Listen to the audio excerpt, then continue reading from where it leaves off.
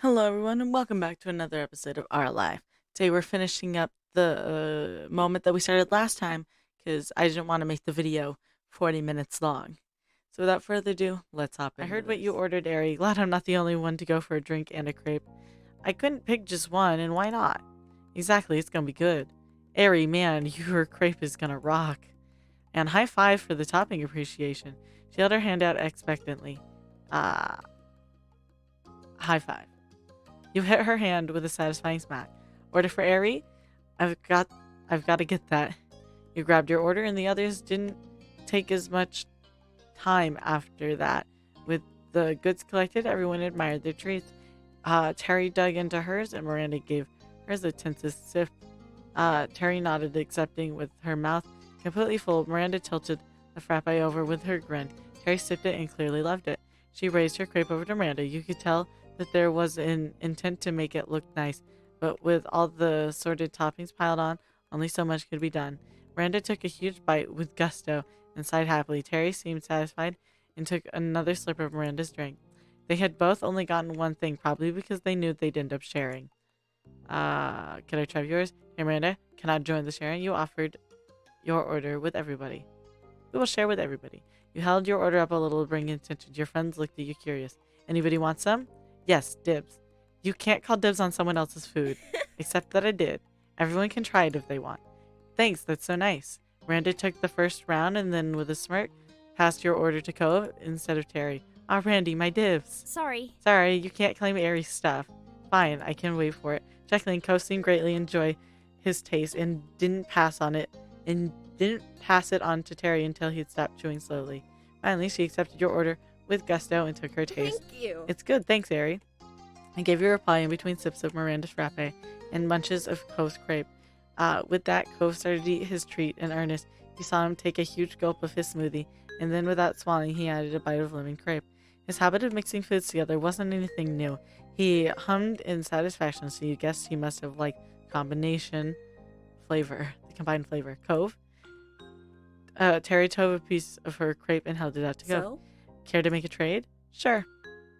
Instead of continuing to loiter in the parking lot, the four of you started to walk down the sidewalk. There was a lot of sharing going on with crepe bits and toppings being passed around. You wouldn't have been surprised as Terry ended up drinking more frappe than Miranda did. You kept going down the way, eating, drinking, and chatting. On one particular square of concrete, you and Cove shared a private glance of amusement. Past the marking modelized and stoned from 5 years ago. You hoped Derek was having fun out there somewhere too. Maybe he was hanging out with his brothers instead of spending all his time on planning and training. You hadn't realized just how far the group had wandered until you ended up at the now leaving sign. Apparently, you were about to just walk right out into the middle of nowhere. Terry took her mouth off Miranda's straw and stopped sipping the frappe. Impossible. Preposterous. How are we already at the end? I always forget how tiny this town really is. Cove chuckled a little and swallowed a chunk of Terry's crepe. I guess. It kinda is, huh? It didn't feel that small when we were growing up. Definitely felt bigger then. It's always seemed like that. There just wasn't much here. There are tinier places out there. You guys are lucky to live in decent sized cities. You quietly nodded, you shrugged. Definitely felt bigger then. There was a time when Sunset Bird had felt huge. It seemed as endless as the ocean. There was always some street you hadn't wandered down, something new for the tourist. I have to say that's kind of like the place I live. I live in a very small town. Uh, by the time I was in middle school, I could walk from one end of the town to the other unsupervised.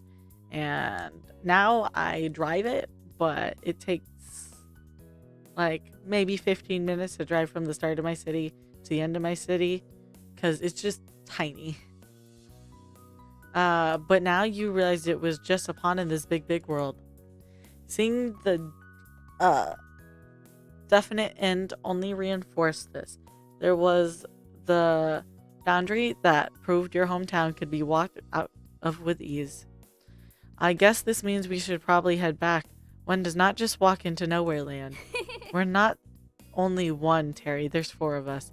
Terry scrunched up her face, not wanting to acknowledge the bad joke. She decided to ignore it. It stinks having to go all the way back. Yeah, but it's not like there's anything out that direction. And if we did keep going forward, it'd be an even longer trip home. You stared off into the stretch of road as Cove agreed that he didn't want to go out any further. Can we take a break here first before we turn around? We've been walking for a while. Someone finished my drink. Right on cue, Terry loudly sucked air from the straw. It was good. Miranda looked at her, but Terry remained unrepentant. In the end, though, it was agreed to hang out around the sign before heading back to the car. It didn't take long to finish the rest of the food and drinks. Everyone gathered up trash and stuffed into bags and pockets for now. The group relaxed in the grass, keeping count of all the cars that drove past. It was not a high number. 14. The newest passing car drove into town from somewhere outside, but as the vehicle came by, it slowed, and you watched as it ultimately rolled to a complete stop. The black car parked right by the now leaving sign. Everyone exchanged a baffled look. But then the tinted window rolled down and the driver peered out. As soon as you saw his hair, you recognized him. No one else you knew presented themselves so distinctly. Hey, neighbors. Cove jolted down with recognition. He pasted a cordial smile and waved politely after he put his mouth back over the straw of his long empty drink, as if trying to act cool. You waved him hi. You just wondered what he was doing here. You wish he hadn't stopped to chat. He smiled and were excited to see him. Surprised though it was, you were happy to see him. It was an interesting turn for the day. You shot him a friendly grin. And you thought about the odd picture this made. A fancy black car pulled out over, talked to a group of teens, mostly still in beachwear. Miranda was incredibly confused and shrank back to watch. Terry tilted her head an unspoken question. Cove made a quick gesture pointing towards Baxter. Light bulb went off to Terry. All right. Ah, that's the new person in the condo, the B-man, right? Yeah, Baxter. Oh, I wasn't sure if I'd ever actually see him. Her voice was quiet. Miranda usually got shy around new people. Terry was quite the opposite. Incredible, this is perfect. Terry hopped up from the grass and ran over to Baxter's car, full of excitement. Behind her, Miranda picked herself up and dusted imaginary dirt off her clothes. She set a searching look on you and Cove, to which Cove shrugged. Miranda nodded, and with clenched fists hesitantly followed Terry. Terry bent down to talk to Baxter through his window. She blasted through introductions with Miranda, putting out a shy wave. Cove looked at you. He still clearly had no intention of going over. I stayed with Cove. You went to Baxter, encouraged Cove to come. We went to Baxter. Cove waited in the grass without another word. You joined the two and stood next to Baxter's car. He smiled gently at you. Nice to see you. Harry, it's very nice to see you once more. He gestured to Miranda and Terry. I just rented this car for my stay here and was coming back from a bit of sightseeing when I spotted your crowd. Then these two were kindly introducing themselves. uh-huh. Yep, it's only polite. Speaking of polite, since you know us, you should give us a ride. Terry! Her voice was a whisper, but her tone was clear. This was not Miranda approved. What? Then we won't have to walk all the way back to the parking lot. I'll take care of it. Miranda bit her lip. Terry, clearly not seeing the problem, pointed at Miranda and turned back to Baxter. You wouldn't make a cute girl trudge down this empty road, right? Look at her. Baxter did. Miranda smiled uncomfortably, and he grinned playfully. I can do that. Of course not. Consider me at your service. Yes. He spun around and tried to wave Cove over. You could tell from his face that he was already alarmed. Get over here. Baxter's going to give us a ride. You could make out his frown in the distance. However, he did start to drag himself out of the grass. You were happy to get the ride. You were kind of annoyed Terry did this. You felt uncomfortable getting a ride from Baxter. For a ride. Regardless of anything, you didn't have to walk back. That's what counted, and you were grateful to Terry for arranging it. Miranda looked down and put on a polite smile. Thank you. You're welcome. You are welcome. Terry did have a point. It would have been inconsiderate to abandon you here. After all, your company is a favorite to me. Miranda laughed a little, and Terry slung an arm over Miranda's shoulder with a big grin. Seeing their reactions, she made a point to search for yours, too. You didn't give him much response. You rolled your eyes. You were flattered. That was funny. You frowned. You hoped Cove would get here soon. Flattered. Cove stepped up to the car, his expression now inscrunchable. Hello. Hi. Alrighty. Plan made. Let's hop in. You excitedly opened the passenger side door and buckled yourself in. The car was pristine, and you were right near the new car-scented air freshener. Baxter had the air conditioner on cold but low, so it was pleasantly cool inside. A nice relief from the summer sun you'd been baking in all day. Your friends clambered in the back. It definitely seemed the slightest bit squished back there. Does that sound Welcome alright? to my vehicle. I hope everyone is comfortable, and if someone could point me in the right direction, we can be on our way. He began to explain where you'd come from. It was pretty easy to direct him straight down the road. and one turn into a parking lot. Baxter nodded up from the driver's seat and pulled back into the road. Luckily, the street was still dead empty. It took no time at all for Baxter to park next to Cove's car.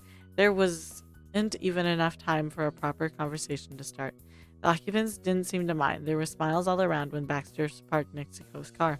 Woo! Miranda clapped quietly as Terry cheered. Cove chuckled nervously. You smiled. Yeah, you clapped as well. You nudged Baxter in a friendly way. You leaned over in the divider and gave Baxter a light push on the shoulder. He hadn't expected it, but quickly laughed and smiled at you. Celebration seemed to amuse him. We've arrived. That was easy. Terry flung open her door and climbed out. Thanks. Thanks. Everyone else exited the car as well. The group thanked Baxter with varying degrees of enthusiasm. Baxter himself got out too. Everyone congregated again in front of Baxter's and Cove's cars. Cove looked at the back of his and frowned.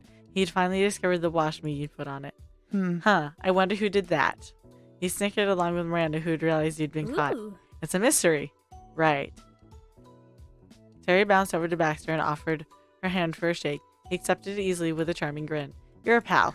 You're too kind. It was no trouble whatsoever. I'll be keeping this car all summer. If it suits you, you're welcome to take my number and give me a ring whenever you're in need of another ride. And that goes for everybody here. I have a car. Terry busted into laughter and Miranda fidgeted. She did not know what to do with that. Baxter really went fast, didn't he? He noticed her discomfort and smiled and softened his head. I'd be happy to help again, but that's the only reason I offered. If you don't need it, you can pass on it. I will take your number. He beamed widely at your response. Absolutely. Oh, absolutely. Baxter pulled out a pen he had with him for some reason and jotted his number down. He passed a little paper to you and you accepted.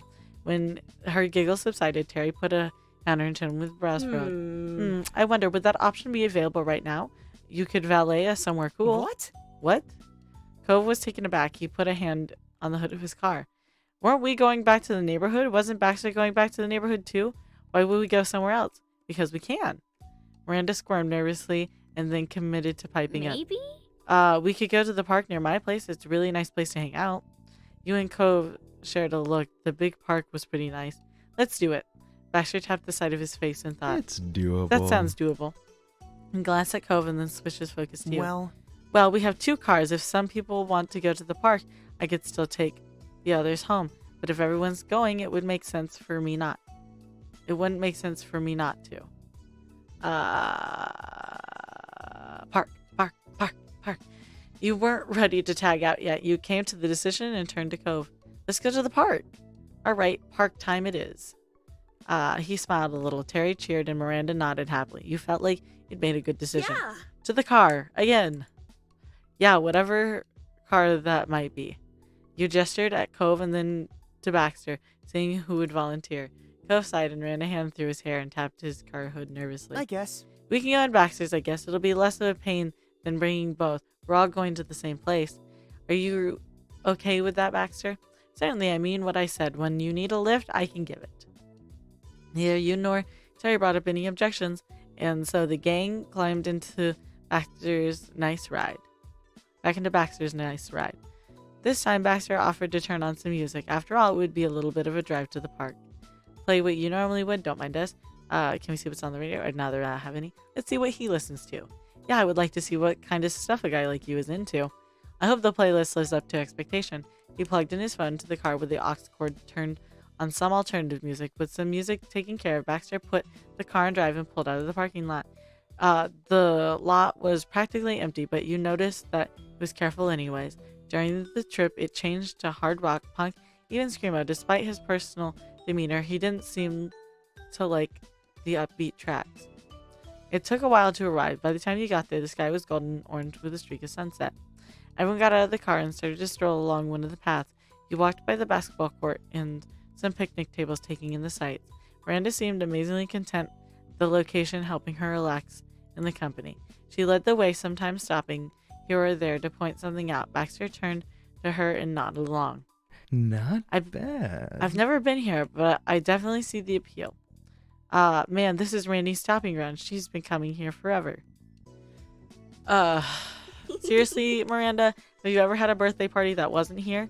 You've missed out, Baxter, because every year She has a blowout party at the park. Imagine balloons everywhere. Miranda looked down, suddenly shy again with the attention on her. She let out an awkward laugh. Yep, every year. Actually, my birthday is where I first started to really get to know Cove and Airy. She smiled and then pointed to the wide, flat, open spot in the grass. Remember the bounce house? I remember. He chuckled, and you could practically see those old memories on his face. It was a great party for the ages. You were great. Yeah, it was a blast. I miss parties like that. Everyone's too cool for bounce houses. Oh yeah, that did happen. You shrugged. You quietly nodded. The group followed Miranda along to the picnic table. She took a seat, and Terry slid in beside her. He spent the evening chatting amongst each other. Everyone got to know Baxter a little better, although you could tell Cove and him still hadn't fully clicked. At one point, Miranda found an abandoned soccer ball and started tossing it around. To me! Miranda threw the ball to Terry and caught it with a smile. Think fast. She chucked it at Baxter, who only had enough time to squeak. It bounced off his chest and stared at it dazed. He blinked as if he needed time to process exactly what had happened, but he grinned dangerously. He rushed after the ball and ran rather than throwing it back. He surprised Terry and everyone else by lobbing the ball high into the air. When you bent your neck back to watch it descend, inevitable decline, Baxter hooked it with his foot and launched it up again. There were oohs and ahs from Terry and Miranda. Baxter gave them a very proper bow. When it was finally fell to the ground for real, Cove was the one who picked it up. He was impressed, and he wanted in. With that, everyone was drawn into the game. It wasn't unspoken that whoever did the fanciest trick won. Most of the gang was not particularly practiced with throwing a ball, so not many of the tricks were actually good. However, there was a lot of laughter, and you got to see Miranda pull off a round where she threw the ball with her feet, so that was cool. You did pretty well for yourself and got a fair amount of applause from the crowd with your moves. The sunset eventually darkened into the night, and the streetlights turned on, and your group chose a picnic table laid in a bubble of light, and the occasional bug cast shadow as they flew by. It's a little strange being here so late on a normal night. Usually that only happens if there was a party or important game or fireworks show. Fireworks? Her yell startled Baxter, who was throwing the ball nonchalantly from hand to hand. He missed catching it as it sailed sadly back to the ground. He looked at Terry for her loud outburst. I just remembered there's going to be a fireworks show tonight. It's in the city. At everyone's questioning looks, she huffed and tried to explain further. It's some celebration for the opening of something. I don't remember what. I don't think we could get into the actual event anyways. Oh, yeah. But we should still be able to see the show if we get close. You can't keep explosions in the sky away from public. Cove raised an eyebrow and drummed his fingers on the table below him. You want to change locations again? Wasn't the last 2 times enough? Terry rolled her eyes and then shook her head. To her, it was obvious. Don't be a wet blanket, Cove. What about you, Airy, Randy, Baxter? Don't you want to see fireworks? It's fireworks. We gotta go. Cove's right. That's too much. You didn't say anything. Fireworks. Fireworks. I guess they are fireworks. All right. Whatever. That's one more scene. What's one more scene change? Yes, I knew this was a good idea. In turn, 4 sets of eyes looked to Baxter as the driver. His answer made it or broke the plan. He chuckled softly. And for a penny and for a pound. I'll go. Honestly. Genuinely, there's nothing better to occupy my time tonight. We better hurry or we might miss it. Cove rolled his eyes and laughed. Everyone headed back to the car yet again. Terry brought out her phone to navigate the city, and Baxter stepped on the gas. You were on your way. Baxter drove past buildings aglow in warm yellow light that cut through navy black night. One office building had bright LED lights that cycled through a whole rainbow of hues. It was difficult to get through all the traffic on the road, let alone find the parking this late at night. Luckily, Miranda had eagle eyes when it came to scoping out a spot. She pointed to a sedan pulling out, and Baxter parked within seconds. Not wanting to miss the show, you all raced down to the waterfront walkway to find a place with a good view. What about here? Cove peered across the rails in the distance and shot her a thumbs up. It was relatively quiet, isolated, and you could see the skyscrapers. It was a good sign based on where Terry thought the event was. Yes, this should work just fine. She stopped and tried to catch her breath. Her hands on her knees, Miranda leaned against the wall between the establishments as she recovered. Cove took a moment to breathe as well, stretching his spine back. He looked up at the sky in wonder and let out a relieved sigh. Think we've missed anything? No way. Not a chance. Nothing's happening, and we can't be so late that we miss everything. Maybe it'll start soon. You felt excited? You thought this was kind of a silly situation? You're nervous about how close the fireworks would be? You felt pretty laid back about the whole thing. Yes, I did. The spontaneity of the whole thing, combined with the amazement of fireworks, was a recipe for you to be bursting with anticipation. It couldn't start soon enough. Terry led Miranda to sit down on an oval-shaped slab along the path. Miranda took a seat and began tapping her knees together as she waited, and Terry, meanwhile, crouched more than sat. Baxter smiled politely and looked from you to Cove. He seemed to be waiting for one of you to speak rather than waiting to directly start a conversation. Something seemed to strike Cove as he unsuccessfully tried to hide a smile. We're still in our swimsuits. Wearing beachwear in the middle of the city in the dark while waiting for a fireworks show was clearly the joke of the day for him. Cove snorted once and then looked back up at the sky. Ugh.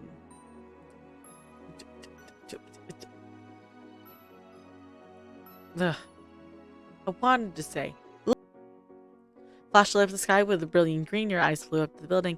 In the distance, silently watched with bated breath. You heard a second boom and the red firework lit up the night. Whoa, the show's starting. It's so pretty. They came running over to get a closer, positively beaming. Terry pressed herself into the waterfront fence, getting as close as physically possible without just going swimming again.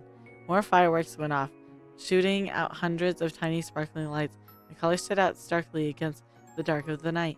The biggest ones washed your surroundings with their hue, turning your world blue, red, then golden. Welcome. Did I deliver or did I deliver? Miranda's eyes glittered as she lightly bumped Terry with her hip. Good job. Terry stumbled at the friendly nudge, but was pleasant with the compliment. She grinned back. Miranda lightly swung her hips the opposite way to give you a bump as well. It was a friendly and soft. We did it. You gave her a little push in turn with a laugh. You were pleased that you had missed the show after all. You were glad that everyone seemed to be having a good time. You were uncomfortable with how near it was. I'm glad everybody's having a good time. Cove stared up at the sky with wonder, while Terry squealed in joy after a series of especially grand explosions. Miranda pointed to one that was shooting up and then gasped when it boomed and turned into a huge sphere of violet light. Baxter smiled with appreciation. It was good to see your friends in high spirits. The rest of the group huddled around the railing to take in the show as closely as possible. Miranda stood close by Terry, hand gripped the top. Cove laid his arm across it while leaning towards, and Baxter rested his elbow on the rail, putting his back towards the fireworks. He seemed to have more fun watching the others than the actual show. Ooh! She pointed a golden firework and beamed. Ah, that's cool. Terry held up a hand for a high five, and Miranda obliged her. Terry whooped and shot you a smile. What color do you think will be the next one? Without giving Baxter a glance, Cove answered immediately. Green. It was orange. Baxter chuckled, but wasn't interested in calling Cove out for being wrong. Mm-hmm. Is that your favorite color? Green? It's one of them. I think that's nice. It matches you. And yours is black? That's one of them. Cove smirked just a little and then left the conversation there. You stood next to girls, stood next to Baxter, stood. We're going to spend some time with Baxter. Baxter easily saw you approached with the way he was propped up. He happily gestured for you to take the place right next to him. He grinned while tilting his head up to the sky. I am lucky to have met you all this summer. I won't forget it. You didn't know what to say to that admission, but it made you happy to think about. Things weren't one-sided. As you wanted chances to be around him, he's wanting the same thing. The spectacle continued up the ante by bringing more fireworks out at a time. The colors danced across the sky and reflected over the water. You reached a hand and watched as it tinted green with a big boom sounded. Fireworks were his normal summer tradition, but this was admittedly an unconventional approach. Showing up in the city last minute to watch a display from a technically private event that made this feel special in a way that just planning to go to a public fireworks show never would. Terry's idea may not have left you with a lot of time to prepare, but it sure led to a unique situation. It was clear this was an unforgettable night. As the finale sounded, blazing the sky with unbelievable beauty, you remember thinking that there might never be a night exactly like this one ever again, not for the rest of your life. You planned to hold on to the feelings you had in the moment for as long as you could. Man, that was great. I hope you enjoyed today's video, and if you did, remember to like and subscribe. That way you can come back and see the rest of this, because you made it this far. Why not? Anyway, I hope you have a good day, and I'll see you next time. Bye.